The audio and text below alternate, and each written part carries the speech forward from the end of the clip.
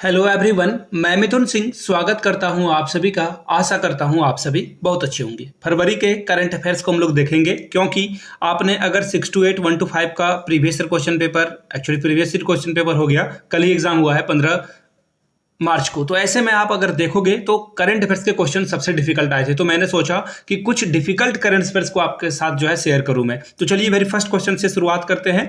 बचे हुए 9-10 के एग्जाम के पॉइंट ऑफ व्यू से दिस इज वेरी इंपॉर्टेंट, और 11-12 के लिए भी, और एस्टेट में भी थोड़ा बहुत एक दो करंट अफेयर्स आता है, तो एस्टेट के लिए भी ये इंपॉर्टेंट है।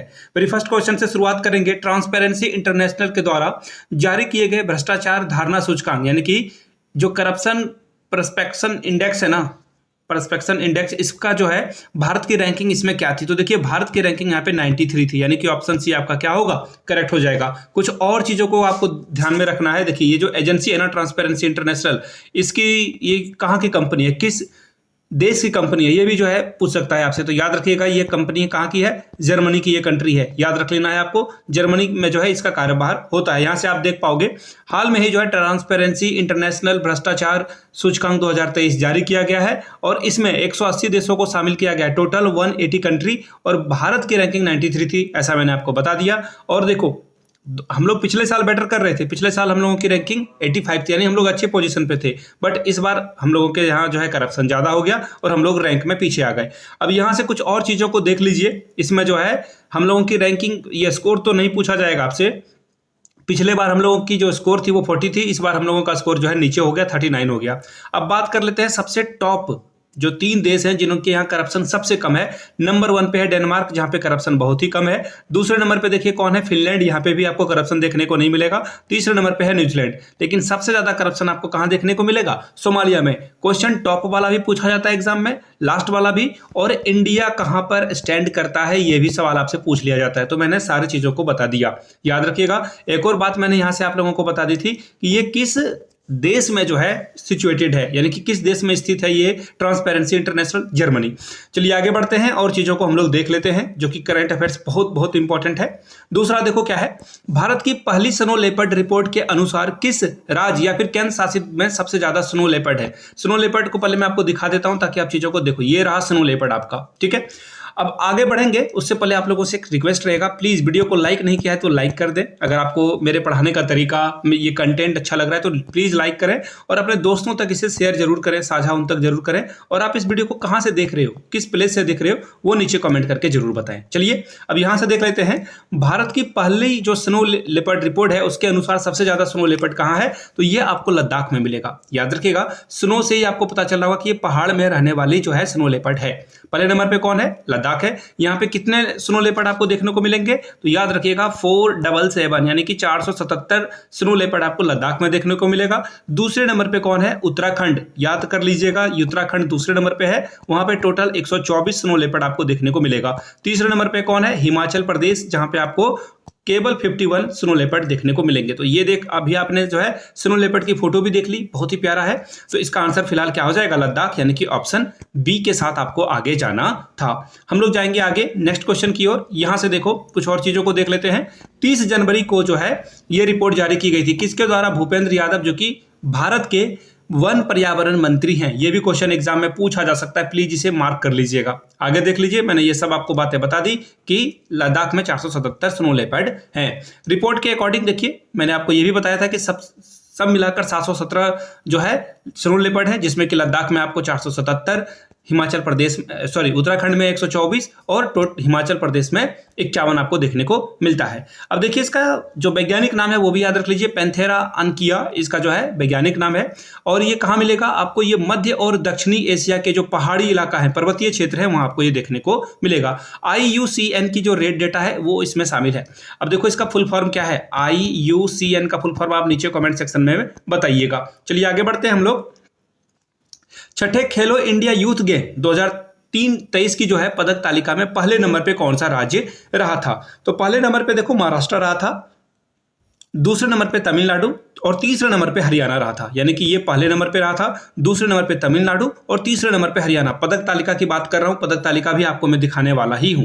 लेकिन उससे पहले जान लो कि ये हुआ कहां था। एग्जाम में ये जो है होस्ट कंट्री यानी कि मेजबान राज्य के बारे में पूछ सकता है आपसे। तो सबसे पहले याद रखिएगा ये तमिलनाडु में खेल कराए गए थे। कहां पर? तमिलनाडु में। फिलहाल पूछा है टॉप पे कौन है, तो टॉप पे महाराष्ट्र है। आपका आंसर ए होना चाहिए। कुछ और चीजों को हम लोग देख लेंगे, यहां से देखते हैं। देखिए इसका आयोजन जनवरी में किया गया था। कहां पर? तमिलनाडु में। ये बात मैंने आपको पहले बता दी। नंबर 1 पे कौन रहा था? महाराष्ट्र। चलिए आगे और कुछ चीजों को देख लेते हैं। मेडल टैली को नंबर 1 पे महाराष्ट्र जिसने 57 मेडल जीते हैं। तमिलनाडु की बात करें तो 38 और ये गोल्ड की बात हो रही है यहाँ पे सिर्फ। हरियाणा आप देखोगे 35, लेकिन मेडल टैली में हरियाणा सबसे ज्यादा है। लेकिन गोल्ड किसने ज्यादा जीते वो इंपॉर्टेंट होता है। तो इस में जो है भारत के जो महाराष्ट्र का राज्य है वो नंबर 1 पे, तमिलनाडु दूसरे, हरियाणा तीसरे नंबर पे है। अब कुछ और चीजों को देख लेते हैं खेलो इंडिया के बारे में, जो कि क्वेश्चन पूछ सकता है आपसे घुमा फिराकर। वो है इसका आयोजन 19 जनवरी से, टू बी प्रिसाइज में बोलूं तो 31 जनवरी तक किया गया। कहां पर? तमिलनाडु के 4 अलग अलग शहरों में। अब इसका जो शुभंकर था वो क्या था? वीर मंगई वेलु नचियार, ये जो यहाँ की रानी थी उनके नाम पे ये रखा गया था। ये बहादुर महिला का प्रतीक है। अब देखिए टोटल जो है यहाँ पे खेल कितने हुए थे? अलग अलग तरह के 26 खेलों का आयोजन किया गया था। नया खेल कौन सा शामिल हुआ था? स्क्वैश। और इसका उद्घाटन किसने किया? नरेंद्र मोदी, हमारे देश के प्रधानमंत्री। खेलो इंडिया के बारे में कुछ और चीजों को जान लीजिए। 17 साल से कम उम्र की जो स्कूली छात्रों को यहाँ पे शामिल किया जाता है और 21 साल से कम, 17 से कम और फिर 21 से कम लोगों को यहाँ पे एकोमोडेट किया जाता है। शुरुआत 2018 में की गई थी और पहला जो है दिल्ली में हुआ है। इस तरह से आप इसे देख सकते हो, लेकिन सबसे इंपॉर्टेंट यहाँ पे है तमिलनाडु में 2024 में इसका आयोजन किया गया है। अब आगे देखिए अगला क्वेश्चन देखो क्या बोला गया है। 16वें वित्त आयोग के संदर्भ में कौन सा कथन असत्य है, गलत है? तो देखिए 16वें वित्त आयोग का गठन 280A के तहत किया जाता है। बिल्कुल सही बात है। जो ये आपका वित्त आयोग का गठन है वो 280 जो है संविधान में लिखा हुआ है, ये तो सही है। 16वें वित्त आयोग के अध्यक्ष अरविंद पनगड़िया है, बिल्कुल सही बात है, ये भी बिल्कुल एब्सोल्यूट करेक्ट है।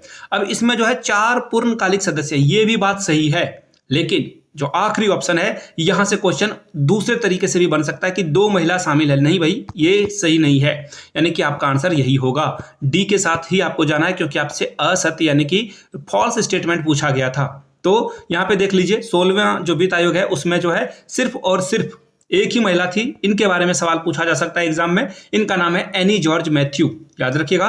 टोटल 4 हैं, लेकिन एनी जॉर्ज मैथ्यू ये नाम याद रख लेना है। और अध्यक्ष किसको बनाया गया है? अरविंद पनगड़िया को अध्यक्ष बनाया गया है। 2 क्वेश्चन यहां से एग्जाम में अलग ढंग से पूछा जा सकता है, जो मैंने आपको बता दिया। एक और एग्जाम में क्वेश्चन पूछा जा सकता है सेक्रेटरी कौन है, तो ऋतिक रंजन पांडे को जो है सेक्रेटरी बनाया गया है।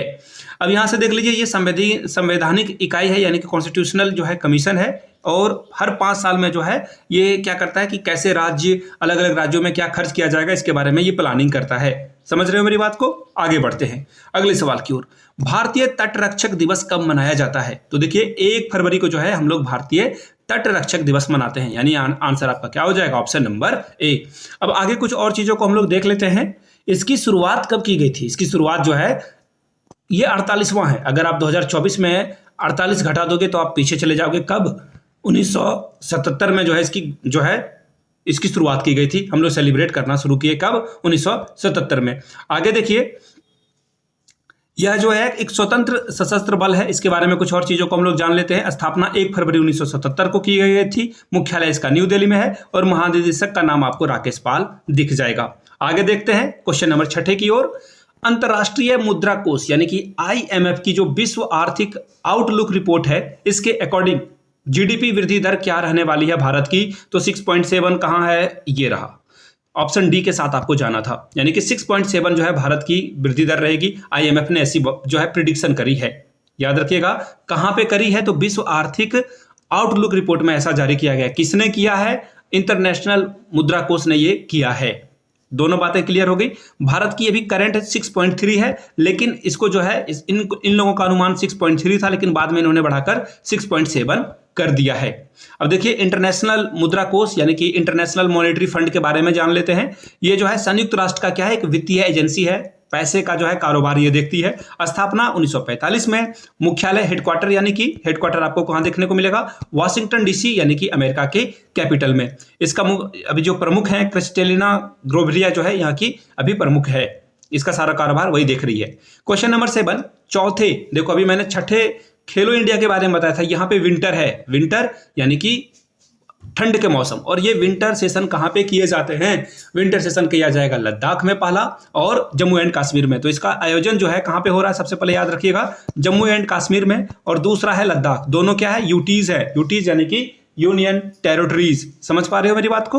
अब देखिए पूछा गया है कि इसका शुभंकर यानी कि मस्कट क्या था? तो सीन ए शान। देखिए मैंने अभी आपको शायद क्वेश्चन नंबर 2 में पढ़ाया था लेपर्ड के बारे में, स्नो लेपर्ड के बारे में, जो कि कहाँ कहाँ मिलता है। देखो यही स्नो लेपर्ड को जो है यहाँ पे बच्चे जैसा जो है इसका जो है बना दिया गया है। ये स्नो लेपर्ड है और इनका खूंखार रूप में एक बार आपको दिखा देता हूं ताकि आप चीजों को, ये देखो ये स्नो लेपर्ड है, ठीक है। और ये आपको जो अभी ये कार्टून जैसा दिख रहा है, इसे जो है बनाया गया है खेलो इंडिया विंटर गेम्स के लिए। और यहां से पीछे देखो जम्मू एंड कश्मीर और लद्दाख भी आपको दिख जाएगा।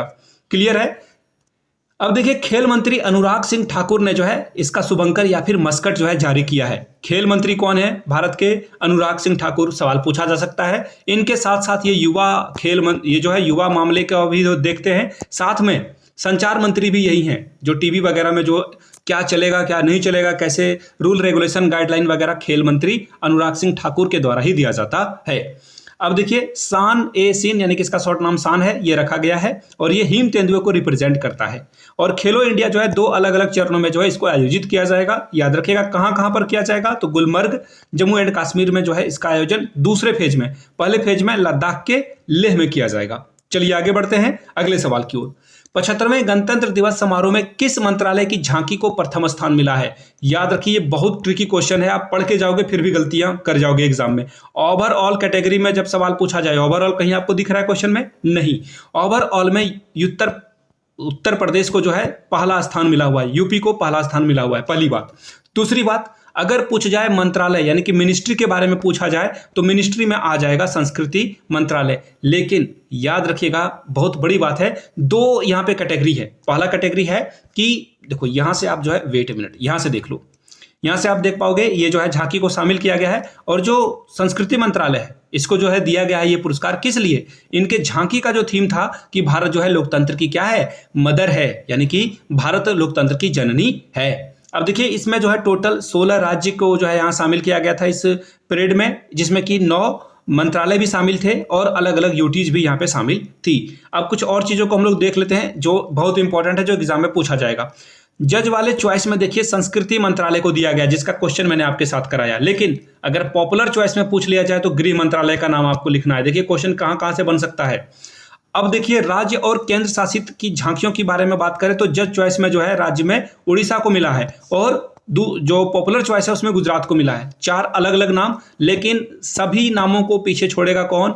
ओवरऑल में तो उसका नाम है उत्तर प्रदेश। याद रखिएगा, ऑप्शन को ध्यान से, क्वेश्चन को 2 बार पढ़ लीजिएगा तब इसका आंसर करोगे आप। अगला सवाल, भारत ने 2024-25 के लिए यूनेस्को की विश्व विरासत में जो है किसे नामांकित किया है? तो देखिए अभी किसे किया उससे पहले मैं बता दूं, टोटल 42 जो है भारत की ओर से इसमें हेरिटेज साइट को यानी कि विरासत सूची में शामिल है। और जो आखिरी 2 नाम थे, एक तो है कर्नाटका का होयसल मंदिर और एक है शांति निकेतन, जो कि आपको पश्चिम बंगाल में देखने को मिलेगा।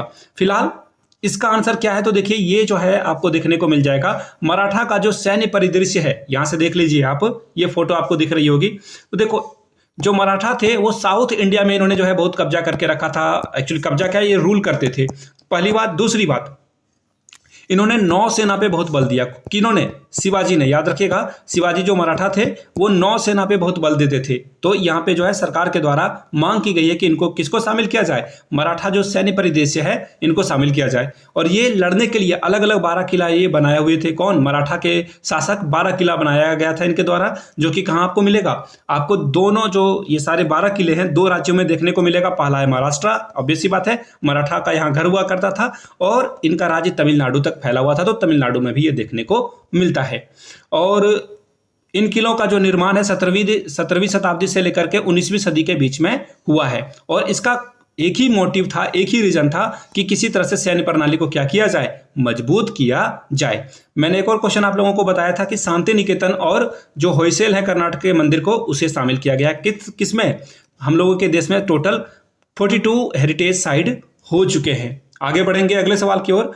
हाल में ही चर्चा में रहे न्यूरोलिंक कंपनी के मालिक कौन है? तो देखिए फोटो आपने देख ली, समझ भी गए होंगे, नाम है एलन मस्क। बी इसका क्या होगा? सही जवाब हो जाएगा। एलन मस्क की स्टारलिंक कंपनी है जो कि रॉकेट वगैरह लॉन्च करती है। स्टारलिंक के भी मालिक हैं, टेस्ला कंपनी के भी ये मालिक हैं, और पूरे वर्ल्ड के नंबर 1 सबसे अमीर इंसान कौन है? एलन मस्क हैं। कुछ चीज़ों को और देख लेते हैं जो कि एग्जाम में पूछा जाता है। अब देखो ये जो न्यूरालिंक है, अब देखो न्यूरालिंक के बारे में जानने से पहले देख लो, न्यूरो जहां भी वर्ड दिखे तो आपको ब्रेन के बारे में समझना है। देखिए इनका काम क्या है कि ये ऐसे लोगों के ब्रेन में चिप लगाएंगे जिनका जो है, जो हाथ या पैर से विकलांग है, वो हाथ या पैर उनके पास नहीं है, तो वो टैब, स्मार्ट टैब हो, मोबाइल फोन हो, या फिर कोई जिसपे वो व्हील चेयर हो, उसको ये अपने माइंड से जो है ऑर्डर दे पाए बिना टच किए हुए। तो ये न्यूरो लिंक जो है, ये कंपनी ऐसा ही चिप लगाने वाली है। इन्होंने कर भी दिया है ये, और इस प्रोजेक्ट को इन्होंने नाम दिया है टेलीपैथी। टेलीपैथी मतलब जो दिमाग से जो है बातें कही जा सके। चलिए आगे बढ़ेंगे। क्वेश्चन नंबर 11 क्या बोला गया है? देखो आप, अंतरिम बजट। सबसे पहले अंतरिम बजट के बारे में जान लेते हैं। अंतरिम बजट उस साल के बजट को कहते हैं जिस साल में आम चुनाव होने वाले होते हैं। तो आम चुनाव के समय जब अंतरिम बजट बनाया जाता है, क्योंकि उसमें सरकार को जो है पूरी स्वतंत्रता नहीं दी जाती कि पूरे साल के लिए बजट बनाया जाए। इलेक्शन खत्म होगा, रिजल्ट क्लियर होंगे, सरकार का गठन होगा, उसके बाद जो है कंप्लीट बजट जो है आपको देखने को मिलेगा 2024 में। तो फिलहाल अभी जो है मोदी सरकार अंतरिम बजट लेकर आई है, जिसे अंतरिम बजट बोला जाता है। अब देखिए यहाँ पे बोला गया है कि इस बजट में जो है राजकोषीय घाटा का जो सकल घरेलू उत्पाद है वो उसका कितना प्रतिशत रहने का अनुमान लगाया गया है। तो सबसे पहले ये जान लो आप, ये सकल घरेलू जो उत्पाद वगैरह, ये राजकोषीय घाटा पहले ही समझ लो। राजकोषीय घाटा का मतलब ये हुआ, सपोज कर लो कि ये क्या है, राम है। राम जो है 10,000 रुपये पर महीने कमाता है। अब इसके बच्चों की पढ़ाई, माँ पिताजी के दवाई पे खर्च, खाने पे खर्च, कमरे का किराया जो है बैठ जाता है कितना? 15,000। अब आप ही बताओ, ये 10,000 कमा रहा है, 15,000 पर महीने का खर्च हो रहा है। अब ये क्या कर रहा है? राम जो है 5,000 रुपये अपने दोस्त से कर्ज ले रहा है। तो ये क्या हो गया? लोन हो गया। उसी तरह से सरकार क्या करती है? अपने कामों को पूरा करने के लिए जो है किसी से लोन लेती है, उसी को राजकोषीय घाटा कहा जाता है। अब पूछा गया कि ये कितना परसेंट रहने वाला है, तो 5.1% रहने की संभावना जो है 2024-25 के लिए रखी गई है। सरकार चाहती है कि जल्दी से जल्दी जो है इसे क्या किया जाए? घटाया जाए, कम किया जाए, ताकि लोगों को फायदा हो सके। और यहाँ से आप देख सकते हो निर्मला सीतारमण जो कि हमारे देश की क्या है? वित्त मंत्री हैं। 6ठी बार ये बजट पेश कर चुकी है। और ये देखो, ये मैंने बताया भी आपको कि निर्मला सीतारमण ने जो है 6ठी बार बजट पेश किया है। और जो राजकीय घाटा है, इसको जो है करने का कितना अनुमान लगाया गया है? 5.1। आगे कुछ और चीजों को देख लेते हैं। यहाँ पे देखिए, बजट के बातों में कुछ और चीजों को देखेंगे तो टैक्स स्लैब में कोई भी बदलाव नहीं किया गया है। और जो टैक्स वगैरह हम लोगों को मिलने वाला है 26.02 लाख करोड़ रुपया हम लोगों को मिलने वाला है। आगे और कुछ चीजों को देख लेते हैं। सबसे इंपॉर्टेंट है, यहां से क्वेश्चन बनने की संभावना है। सरकार जो है रूफटॉप सोलर स्कीम लाने वाली है, केंद्र सरकार, जिसमें कि 1 करोड़ रुपए, 1 करोड़ जो परिवार हैं उन लोगों को 300 यूनिट जो है बिजली फ्री मिलने वाली है। इस बात का खास ख्याल रखेंगे। और सरकार, अगर आप ज्यादा बिजली प्रोड्यूस करते हो या बनाते हो तो सरकार आपसे जो है बिजली वापस में खरीद भी लेगी। तो ये बहुत बड़ी योजना है। देखते हैं इस पर कब काम जो है लाया जाता है। एक और बात, देश भर में जो है 2 करोड़ पीएम आवास जो है बनाए जाएंगे। 3 रेलवे कॉरिडोर जो है ऊर्जा, खनिज और सीमेंट के बनाए जाएंगे। तो ये बहुत बड़ी बड़ी घोषणाएं हैं। अब देखिए, ये इलेक्शन ईयर है तो इस तरह की घोषणाएं होती रहती है। काम कितना होता है वो इलेक्शन के बाद आपको पता चलेगा। अगला क्वेश्चन देखो क्या है। हाल में ही किस राज्य के कराईवेट्टी पक्षी अभयारण्य को रामसर साइट घोषित किया गया? सबसे पहले ये देखो, रामसर साइट कहते किसको है? ईरान में एक जगह है रामसर, वहां से इसका नाम जो है रामसर साइट पड़ा है। रामसर साइट में होता क्या है? वेटलैंड, यानी कि जो आर्द्र भूमि है, वहां पे पक्षियों के लिए वो क्या है? बहुत अनुकूल होता है। तो ऐसे में इस अनुकूल परिस्थिति में कहाँ कहाँ भारत में मिलेंगे ये आपको रामसर साइट? तो देखिए, टोटल 80 रामसर साइट आपको पूरे भारत में मिलेंगे, जिसमें कि 2 आपको नए तमिलनाडु से ऐड किया गया है और 3 जो है कर्नाटका से ऐड किया गया है। तो पूछा आपसे गया है कि किसको रामसर साइट जो है हाल में ही किसके बारे में बात कराई जा रही है, कराई बेटी पक्षी अभयारण्य। तो देखिए ये क्या हो जाएगा, तमिलनाडु। ऑप्शन सी आपका क्या हो जाएगा, करेक्ट हो जाएगा। यहाँ से जो है कुछ रामसर साइट्स को आप देख सकते हो, जिसमें से देखो तमिलनाडु के 2 आपको दिखेंगे, सॉरी यहाँ पे 2, और कर्नाटका के देखिए आपको यहाँ पे 3 रामसर साइट देखने को मिलेंगे। पक्षियों के लिए बहुत अनुकूल होता है, पक्षी आप यहाँ से जो है पक्षियों को देख पाओगे। अगले सवाल की ओर हम लोग बढ़ेंगे। देखो यहां से मैंने बताया कि तमिलनाडु के 2 साइट को ऐड किया गया, कर्नाटका के 3 साइट को ऐड किया गया, टोटल 5, और ओवरऑल जो है इंडिया में टोटल 80 रामसर साइट हो चुके हैं। आगे बढ़ेंगे। सबसे ज्यादा रामसर साइट वाले राज्यों की बात करें तो तमिलनाडु में अब 16 हो चुके हैं, उत्तर प्रदेश में अभी भी 10 रामसर साइट ही हैं। अब देखिए ये जो है रामसर कन्वेंशन किया गया था, जिसके तहत इसको जो है इंटरनेशनल वैल्यू दी गई थी, महत्व दिया गया था, ताकि पर्यावरण के प्रति हम लोग क्या रह सके, जागरूक रख सके। अब देखिए रामसर साइट क्यों पड़ा, क्योंकि ईरान के रामसर नामक जगह पे ये जो है इवेंट हुआ था। अगला सवाल देखो क्या है, सुल्तान इब्राहिम इस्कंदर किस देश के राजा बने हैं। जी हाँ, राजा, सही सुना है आपने, मलेशिया के ये राजा बने हैं। कहाँ के, मलेशिया के। याद रखिएगा, जैसे भारत में प्रधानमंत्री 5 साल के लिए होता है, यहाँ भी ये जो है सुल्तान या फिर राजा 5 साल के लिए ही बनते हैं। सुल्तान इब्राहिम इस्कंदर जो है राजा बनेंगे 5 सालों के लिए मलेशिया में जो है। अब ये 5 साल तक इनका ही रूल चलेगा। यहाँ से आप इनकी फोटो भी देख सकते हो। अब देखिए कुछ और चीजों को देख लेते हैं। इब्राहिम इस्कंदर को जो है मलेशिया का सुल्तान बनाया गया है। याद रखिएगा ये मलेशिया के 17वें सुल्तान हैं। कितने, 17 नंबर के। इब्राहिम इस्कंदर 2029 तक जो है मलेशिया के सुल्तान रहेंगे, 24 से 29 यानी कि 5 सालों के लिए। समझ रहे हो, हर 5 साल में जो है यहाँ पे सुल्तान का चयन किया जाता है। क्लियर हो गई बातें। अब देखिए मलेशिया के बारे में कुछ और चीजों को देख लेते हैं। यहाँ की जो भाषा है वो है मलय, और राजधानी है कुआलालंपुरम, और जो दक्षिण पूर्व एशिया में स्थित ये क्या है, देश भी है। इसकी ज्योग्राफिकल जो है लोकेशन वो भी मैंने आपको बता दिया। अगला सवाल, multi span mobile bridging system यानी कि जो SARVAR, सर्वत्र, हिंदी का जो वर्ड है सर्वत्र, को किस संगठन ने लॉन्च किया है। तो देखिए इसका जवाब क्या हो जाएगा, इसका जवाब हो जाएगा देखिए DRDO के द्वारा जो है ये बनाया गया है। किसके द्वारा, DRDO यानी कि defence research and development organisation. ये काम कहाँ करेगा, सर्वत्र का मतलब होता है हर जगह, बाढ़ आ जाए, भूकंप आ जाए, तो ऐसे जगहों में कनेक्टिविटी के लिए जो है इसका इस्तेमाल किया जाएगा। यहां से जो है आप इसको देख सकते हो, ये देख लो यहां से। अब आगे देखिए कुछ और चीजों को देखिए। भारत के जो रक्षा उत्पाद संगठन है DRDO ने, इसने जो है multi span mobile bridging system का निर्माण किया है, लॉन्च किया है इसे। ठीक है, अब ये देखिए जो इसका उपयोग है वो बाढ़ और भूकंप जैसी प्राकृतिक आपदाओं के दौरान जो है आपातकालीन पूल के रूप में जो है इसका इस्तेमाल किया जाएगा, ताकि जो है हम लोग बच सकें इससे। फिर से एक बार इसकी आप फोटो देख सकते हो। पुल जो है तैयार किया जाता है, पुल वगैरह गिर जाए तो यहाँ पे यूज में लाया जा सकता है।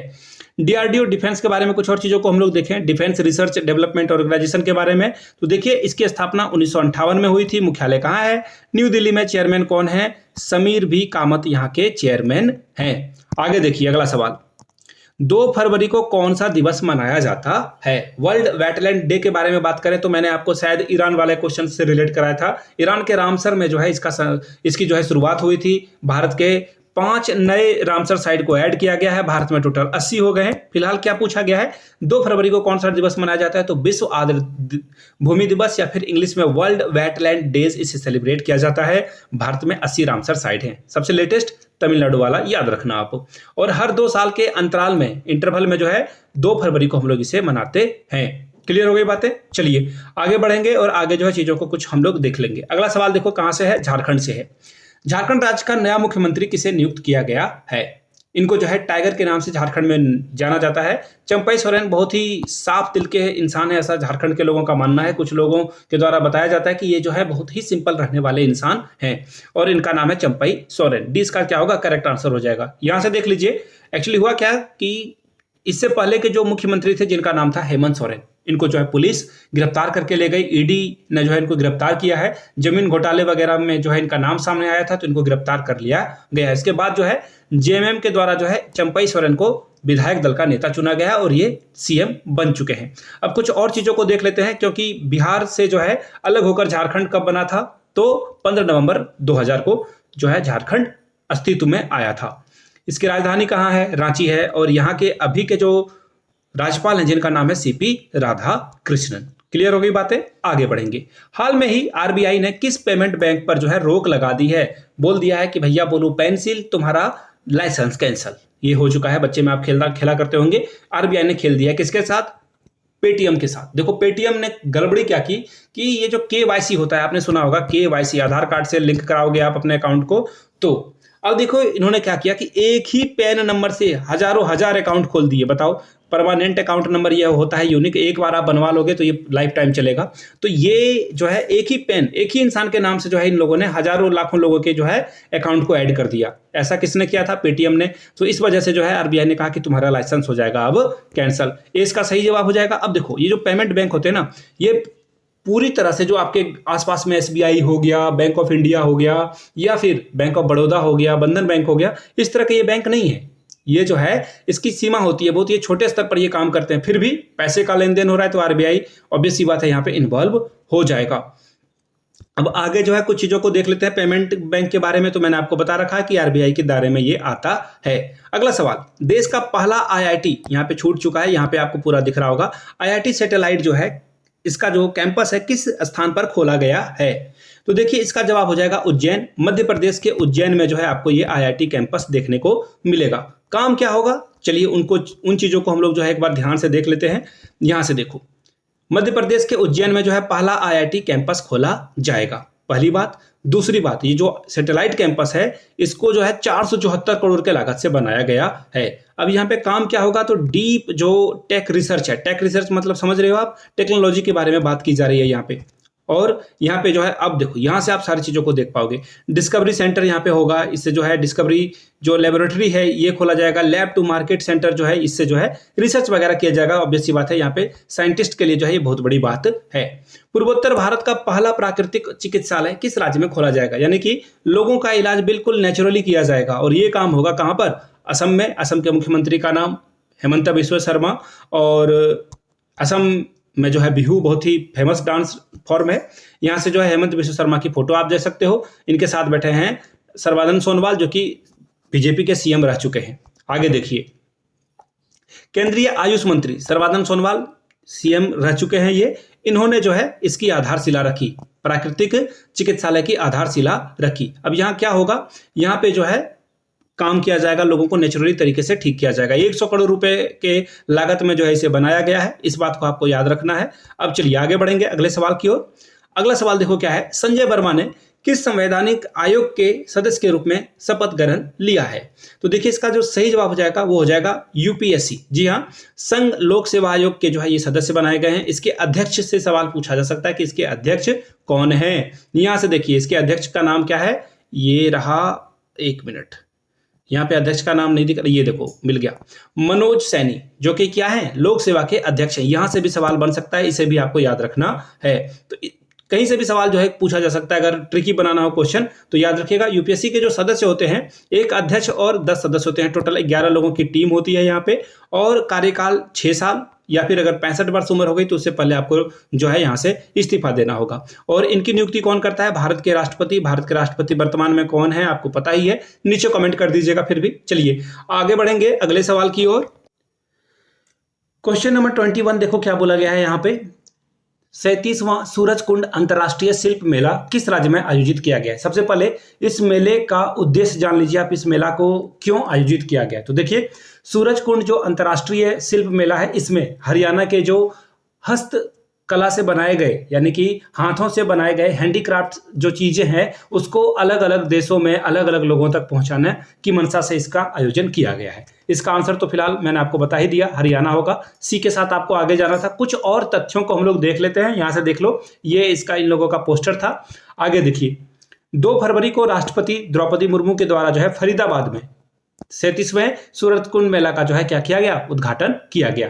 अब ये मेला कब से कब तक चलेगा, ये करंट अफेयर्स उतना इंपॉर्टेंट नहीं है, लेकिन फिर भी मैं आपको बता दे रहा हूं, 2 फरवरी से 18 फरवरी तक आएगा। इस वर्ष मेले का जो थीम था वो गुजरात राज्य पर आधारित था। ये जो है ये क्वेश्चन इंपॉर्टेंट है, इसे जो है प्लीज याद कर लो आप। आगे देखिए, 37वें सूरजकुंड अंतर्राष्ट्रीय मेला में जो है 50 अलग अलग देशों ने यहाँ पे पार्टिसिपेट किया है, और भारत के साथ तंजानिया जो है पार्टनरशिप कंट्री बना था, यानी कि पार्टनर कंट्री यहाँ पे बना हुआ था। यह विश्व का सबसे बड़ा शिल्प मेला है। सबसे बड़ी बात यह है कि यहाँ से जो है क्वेश्चन बनेगा, एकदम डायरेक्ट क्वेश्चन बनेगा कि विश्व का सबसे बड़ा शिल्प मेला का आयोजन कहाँ पर किया गया है। इस दौरान राज्य की जो हस्तकलाओं के माध्यम से जो विशिष्ट संस्कृति समृद्ध विरासत का प्रदर्शन किया जाएगा, इससे जो है लोगों में अवेयरनेस फैलेगी, और अलग अलग देश के 50 एटलीस्ट 50 लोगों देश के जो लोग हैं वो जान पाएंगे। अगला सवाल देखो क्या है, किस राज्य सरकार ने उंगलई थेडी उंगल ओरिल योजना का जो है उद्घाटन किया है।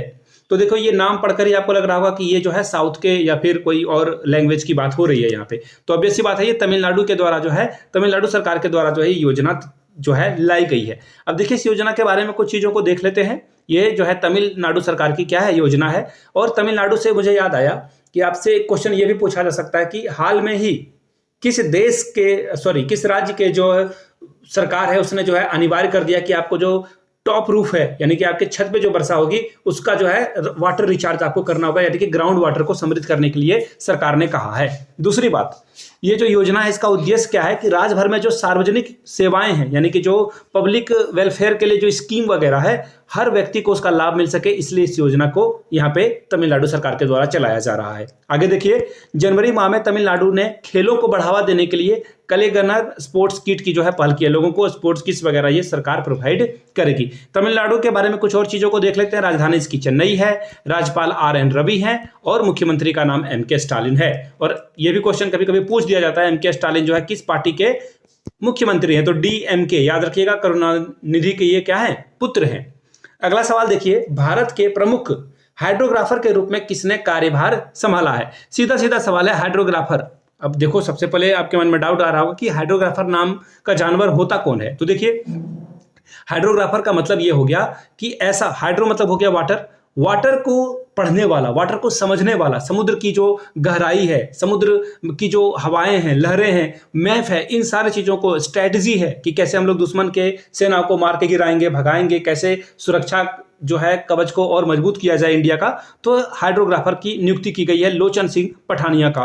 ये इसका सही जवाब होगा। फोटो भी मैं आपको दिखाऊंगा ताकि आप चीज़ों को अच्छे से याद रख पाओ। यहाँ से आपको जो है इनकी तस्वीर भी दिखेगी लोचन सिंह पठानिया की। आगे देखिए, हाल में ही जो है इन्होंने पदभार संभाला है, लेकिन क्वेश्चन यहाँ से क्या पूछा जाएगा, एक और चीज याद रखिए जो कि बहुत बहुत ज्यादा इंपॉर्टेंट है। अब यहाँ से देख लो, ये रहा, वेट ए मिनट, ये देखो, ये जो है सवाल ये यहाँ रहा। वायरल एडमिरल लोचन सिंह पठानिया जो है फ्लैग ऑफिसर हाइड्रोग्राफी विशेषज्ञ हैं और ये 1990 से जो है भारतीय नौसेना में अपना जो है क्या कर रहे हैं, अपना सेवा को यहाँ पे दे रहे हैं। ठीक है, आगे बढ़ेंगे अगले सवाल की ओर। चर्चा में रहा वॉल्ट टाइफून, ये जो है क्या है, वॉल्ट टाइफून क्या है, यहाँ से आप फोटो भी देख पाओगे। तो देखिए ये जो है हैकिंग ग्रुप है, चाइना का हैकिंग ग्रुप है। ये देखो एक्चुअली हैकिंग ग्रुप का मतलब क्या होता है कि आप अपने फोन में क्या कर रहे हो, आप अपने लैपटॉप में क्या कर रहे हो, उसकी जानकारी यहाँ से जुटा लेना। हैकर का यही काम होता है। पेगासस जो कि इजराइल का जो है कंपनी है पेगासस, उसके बारे में भी क्वेश्चन पूछा जा सकता है। तो वो भी हैकिंग ग्रुप था। एप्पल वाले फोन पे वो जो है सिंगमारी करता था। तो देखिए अमेरिका ने जो है इस समर्थित ग्रुप वॉल्ट टाइफून पे क्या किया है, बैन लगा दिया है। बोला कि भैया अब तुम ये काम कर रहे हो, गलत काम कर रहे हो, इसलिए जो है तुम्हें बैन कर दिया जाता है अमेरिकन सरकार के द्वारा। अब बैन का कितना असर होगा ये तो कहने वाली बात होगी। आगे देखिए ये क्या करता है, 2021 से ये सक्रिय है। हैकिंग का काम करना इनका मुख्य कार्य है। आमतौर पर ये जासूसी करते हैं और डेटा इकट्ठा करते हैं दूसरे अलग देशों से। आप जैसे शॉपिंग के लिए फ्लिपकार्ट पे कुछ अगर खोलते हो या अमेजोन पे या फिर स्नैपडील पे किसी पे भी, तो आपने जैसे सपोज कर लो कि एक बैग देख लिया, बैकपैक, पीछे में बैग लेकर जाते हैं ना, पिट्ठू बैग, वो आपने सर्च किया। अब जहां जहां आप कुछ भी खोलोगे आपको वही बैग की जो है इमेज दिखाई पड़ेगी अलग अलग कंपनी की। तो कंपनियां ऐसे जो है आपके अंदर काम कर लेती है। राधा रुतुड़ी को किस राज्य का मुख्य सचिव जो है नियुक्त किया गया है। तो ये भी बहुत इंपॉर्टेंट सवाल है। इसका आंसर फिलहाल क्या हो जाएगा, उत्तराखंड। उत्तराखंड की ये प्रथम महिला मुख्य सचिव बनी है और ये राज्य सरकार को क्या करेगी, मदद वगैरह करेगी। सरकार अगर सलाह मांगेगी तो ये सलाह भी देगी। अब यहाँ से कुछ और चीजों को हम लोग देख लेते हैं। ये उत्तराखंड की पहली क्या है, महिला मुख्य सचिव है। तो ये बहुत बहुत VVI क्वेश्चन है, याद रखना है आपको इसे। आगे देखिए, इनको सुखबीर सिंह के जगह पे लाया गया, ये कोई इंपॉर्टेंट सवाल नहीं है। अगला बढ़ते हैं। अगला सवाल देखो, शतरंज टाटा स्टील चैलेंजर्स 2024 का खिताब किसने जीता। सबसे पहले दो चीजों को याद रखिएगा, टाटा स्टील चैलेंजर्स 2024 और यहाँ पे चैलेंजर्स की जगह मास्टर्स आ जाए तो याद रखिएगा ये दोनों अलग अलग टूर्नामेंट है। जो चैलेंजर्स वगैरह में पार्टिसिपेट करके अच्छा प्रदर्शन करते हैं वही मास्टर्स में जा पाते हैं। ठीक है, और दोनों टाटा कंपनी यानी कि टाटा स्टील ही जो है इसका आयोजन कराती है। जीता किसने है, ल्यूक मेंडोका के द्वारा जो है इस खिताब को जीता गया। किसके खिताब को, चैलेंजर्स के खिताब को। और याद रखिएगा ये इंडियन है, फॉरेनर मत समझ लेना, इंडियन हैं, ये भले इनका नाम जो है आपको क्रिश्चियन जैसा नाम दिख रहा होगा और आप सोच रहे होगे कि XYZ कंट्री के, नहीं, इंडिया के ही हैं। यहाँ से आप देख लीजिए, टाटा शतरंज 2024 का जो आयोजन है नीदरलैंड में किया गया है, लेकिन कराया किसके द्वारा गया? टाटा स्टील के द्वारा किया गया है। याद रखिए ये 2 इवेंट है जिसमें मास्टर्स और चैलेंजर्स अलग अलग है। चैलेंजर्स इवेंट्स का खिताब जीतने वाले खिलाड़ी अगले साल के मास्टर इवेंट में खेलने के लिए वो क्या हो जाते हैं? क्वालिफाई हो जाते हैं, जैसा मैंने आपको पहले बताया है। टाटा स्टील को जीता है किसने? भारत के लियोन ल्यूक मेंडोका के द्वारा ये पुरस्कार ये खिताब जीता गया है। ठीक है, चलिए अब मास्टर्स का खिताब किसने जीता है, ये क्वेश्चन पूछा जा सकता है। वेयू यहां से इंग्लिश नेम भी देख लीजिए, हिंदी में भी देख लीजिए। ये जीतने वाली चीन की पहली खिलाड़ी है। मास्टर्स का खिताब इंपॉर्टेंट है, तो कंफ्यूज मत होइएगा। मास्टर्स पूछे तो मास्टर्स के बारे में याद रखिए, और अगर चैलेंजर्स पूछे तो चैलेंजर्स के बारे में याद रखना है। टाटा स्टील जो टूर्नामेंट है इसकी शुरुआत 1938 से की गई है। सोच रहे हो, देश आजाद होने से पहले ये जो है टूर्नामेंट कराया जा रहा था। 1 से 7 फरवरी को जो है विश्व अंतरधार्मिक सद्भाव सप्ताह मनाया जाता है। देखिए ये सप्ताह जो है मनाया क्यों जाता है वो जान लीजिए। अलग अलग धर्म जैसे कि हिंदू हो गए, मुस्लिम हो गए, क्रिश्चियन हो गए, सिख हो गए, पारसी लोग हैं, बहुत सारे जो है धर्म अलग अलग है, तो इन लोगों के बीच में जो है भाईचारा, ब्रदरहुड, सद्भावना, एक दूसरे के प्रति प्रेम भाव जगे, इसके लिए इस सप्ताह का आयोजन कराया जाता है। इसकी शुरुआत जो है सबसे पहले कब से की गई थी, तो ये सवाल अगर पूछा जाए तो 2010 में इसकी शुरुआत की गई थी, ताकि जो है लोगों के बीच जो खाई बढ़ रही है उसे कम किया जा सके। किसके द्वारा? संयुक्त राष्ट्र महासभा के द्वारा जो है इसकी जो है घोषणा की गई है। और कब से कब तक मनाया जाएगा? 1 से 7 फरवरी के बीच जो है इसकी आयोजन की जाएगी। क्यों की जाएगी? शांति और अहिंसा को बढ़ावा देने के लिए। गांधी जी के मैसेज को ये जो है इनडायरेक्टली फॉलो करेंगे। आगे देखिए, अंतरिम बजट 2024-25 में कितने आर्थिक रेलवे गलियारे को जो है कॉरिडोर को खोलने की घोषणा की गई है? तो देखिए इसका सही जवाब हो जाएगा 3 जो है कॉरिडोर यहाँ पे खोला जाएगा। कौन कौन सा, वो मैं आपको जो है यहाँ से दिखा देता हूं, ये देख लो। 3 कॉरिडोर खोले जाएंगे। पहला देखो क्या है, ऊर्जा, खनिज और सीमेंट गलियारा, यानी कि यहाँ से जो है ऊर्जा और खनिज और गलियारा जो है ये सीमेंट वगैरह ले जाया जाएगा। बंदरगाह को कनेक्ट किया जाएगा सड़क मार्ग से, और जो अलग अलग एयरपोर्ट वगैरह है उससे कनेक्ट कराया जाएगा। सबसे इंपॉर्टेंट है सड़क से बंदरगाह को कनेक्ट कराना, ताकि अलग अलग जगहों पे जो है बंदरगाह से जो सामान हम लोग विदेश से मंगा रहे हैं उसे अलग अलग जगह से भेजा जा सके। फिर क्या है, भारी यातायात घनत्व गलियारा, यानी कि जहां पे ज्यादा डेंसिटी है वहां पे अलग से जो है मार्ग को बनाया जाए। आगे देखते हैं, अब इसे रहने देते हैं। आगे देखिए अगला सवाल है, भारतीय वायुसेना के द्वारा किस राज्य में वायु शक्ति 2024 का आयोजन किया जाएगा, अभ्यास किया जाएगा? तो इसका सही जवाब हो जाएगा राजस्थान। और अनफॉर्चुनेटली तेजस विमान जो है यहाँ पे दुर्घटनाग्रस्त हो गया। अच्छी बात यह है कि किसी भी पायलट की जान नहीं गई, लेकिन फिर भी हम लोग यहाँ पे ये जो आयोजन है ना, ये शक्ति आयोजन इसलिए करते हैं, वायु शक्ति आयोजन, ताकि जो छोटे छोटे कंट्री हैं हम लोगों से वेपन खरीद सकें। इस प्रदर्शन को करने का यही मोटिव था, लेकिन खैर कोई बात नहीं, अगले बार हम लोग कामयाब होंगे। तो ये राजस्थान के पोखरण में जो है इसे किया गया था 17 फरवरी को। लेकिन दिक्कत क्या आई पोखरण में, क्या हुआ आपको पता है कि तेजस, देखो यहाँ पे तेजस, प्रचंड, ध्रुव जैसे जो है विमान यहाँ पे भाग लेंगे, लेकिन एक तेजस जो है दुर्घटनाग्रस्त हो चुका है। अब देखिए अगला सवाल क्या है, वायुसेना के अध्यक्ष का नाम आपसे पूछा जा सकता है। तो Vivek Ram Chaudhary is the right answer. Vivek Ram Chaudhary जो है पूछा जा सकता है कि वायुसेना के अध्यक्ष कौन है। अब देखिए अगला सवाल, क्वेश्चन नंबर 30, 3 फरवरी को INS संदेयक को कमीशन किया जाएगा। इसका निर्माण किसके द्वारा किया गया है? बड़ा अच्छा सा सवाल है। तो देखिए इसका काम ये करेगा क्या, ये जो है सर्वेलेंस करेगा, यानी कि निगरानी रखने का काम ये करने वाला है। यानी कि ये जो है सर्वेलेंस करेगा, निगरानी करेगा, पेट्रोलिंग करेगा और अलग अलग जगहों से जो है हमें खतरे से बचाने की कोशिश करेगा। अब पूछा गया किसके द्वारा, तो ऑब्वियस सी बात है इसका आंसर हो जाएगा वेरी इजी, गार्डन रीच जो शिप बिल्डर्स हैं और इंजीनियर्स, उनके द्वारा जो है इसकी जो है इसे जो है बिल्ड किया जाएगा, तैयार किया जाएगा। यहां से देख लीजिए कहां किया जाएगा, विशाखापट्टनम में किया जाएगा। कब? 3 फरवरी को। कोलकाता के जो कंपनी है उसके द्वारा जो है इसे बनाया जा रहा है, तो इसे भी आपको याद रख लेना है। और नौसेना के लिए जो है इंजीनियर्स जो है ऐसे जो है 4 सर्वेक्षण विमान श्रृंखला का जो है ये पहला युद्धपोत है। आगे भी इस तरह के और भी प्रोजेक्ट बनने वाले हैं।